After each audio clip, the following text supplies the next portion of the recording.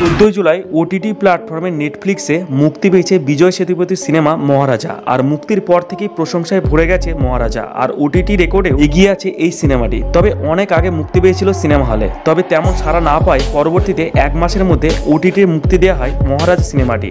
আর ওটিটিতে মুক্তির পর থেকে আলোচনায় আসে তামিল ও হিন্দি ভাষায় মুক্তি মহারাজা। মাত্র 2 দিনে 32 মিলিয়ন ভিউ পেয়ে রেকর্ড পেয়েছে এই সিনেমাটি। আর বর্তমানে এটি নেটফ্লিক্সে 3 নম্বরে আছে। শুধু তাই নয়, মুক্তির প্রথম 3 দিনে আয়ের হিসাবে মহারাজা পিছনে ফেলেছে বছরের বড় মিয়া এবং ছোট মিয়া আর লাপাতা লেডিসকেও।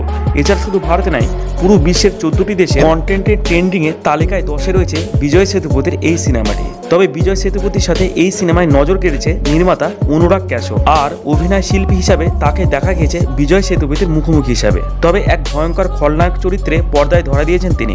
তবে খুব সাধারণ ও সাদামাটাভাবে শুরু হওয়া এই সিনেমাটি মহারাজার প্রতিটি পরতে পরতে রয়েছে থ্রিলার ও টুইস্ট। 2024 সালে সেরা সিনেমা হতে পারে মহারাজা। আর এই মুভি আপনি দেখেছেন কিনা সেটা কমেন্টস করে জানাও।